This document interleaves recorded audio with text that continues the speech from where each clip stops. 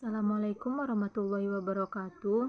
Saya akan mempresentasikan materi tentang administrasi sarana dan prasarana dengan dosen pengampu Bapak Hade Afriansyah, SPD MPD. Yang disusun oleh saya sendiri Utari Aprilia dengan NIM 22355010. A. Konsep dasar administrasi sarana dan prasarana.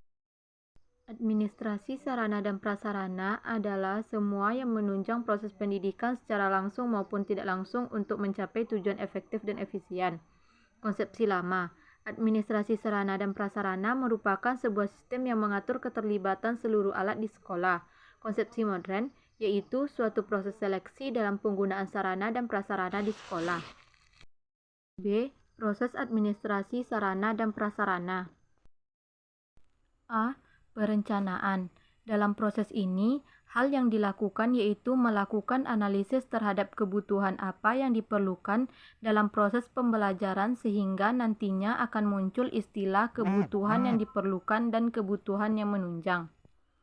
Analisis yang dilakukan yaitu dengan menampung semua usulan terkait pengadaan perlengkapan sekolah, menyusun rencana kebutuhan perlengkapan sekolah dalam suatu periode, menggabungkan rencana kebutuhan yang telah disusun dengan perlengkapan yang tersedia, memadukan rencana kebutuhan perlengkapan yang urgen dari dana yang tersedia sehingga mencapai skala prioritas, dan yang terakhir menetapkan rencana pengadaan akhir.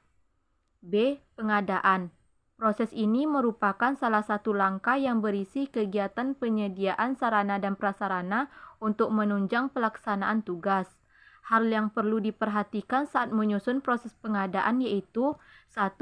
Gunakan prosedur pengelolaan sarana dan prasarana. 2. Tentukan jenis, kuantitas, dan kualitas sarana dan prasarana yang dibutuhkan. 3. Sesuaikan antara kebutuhan sarana dan prasarana dengan biaya yang tersedia. 4. Sediakan dan gunakan sarana dan prasarana dalam kegiatan operasional. 5. Penyimpanan dan pemeliharaan sarana dan prasarana. 6. Kumpulkan dan kelola data sarana dan prasarana. 7. Penghapusan sarana dan prasarana sesuai dengan prosedur yang berlaku. C.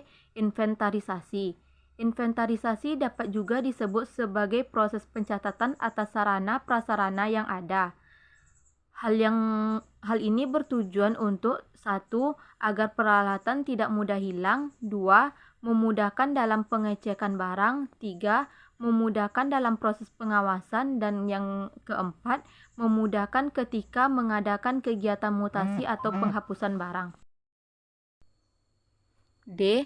Penyaluran. Dalam proses ini, terdapat kegiatan yang berkaitan dengan pemindahan barang dan tanggung jawab dari instansi.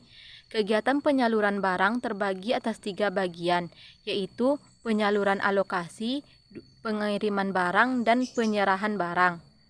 Yang E. Pemanfaatan dan pemeliharaan. Ketika sebuah barang diserahkan, hendaknya dibuat sebuah daftar penyerahan barang, surat pengantar, faktur, tanda terima barang, biaya pengiriman, dan lain-lain.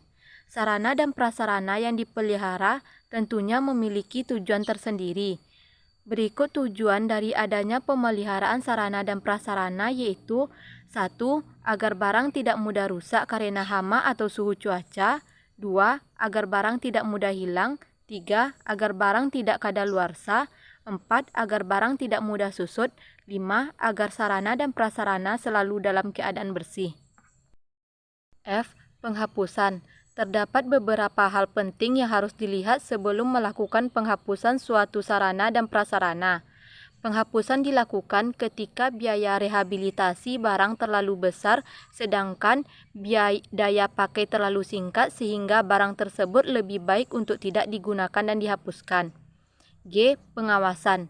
Dalam melaksanakan proses administrasi sarana dan prasarana, hendaknya kita perlu melakukan pengawasan agar seluruh kegiatan terpantau dan lebih mudah untuk dikendalikan. C. Peran guru dalam administrasi sarana dan prasarana. Peran guru dalam administrasi sarana dan prasarana menurut Al-Farizi 2021. 1. Terlibat dalam perencanaan pengadaan alat bantu pengajaran.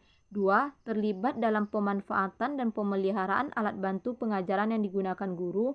3. Pengawasan alat bantu praktek oleh siswa.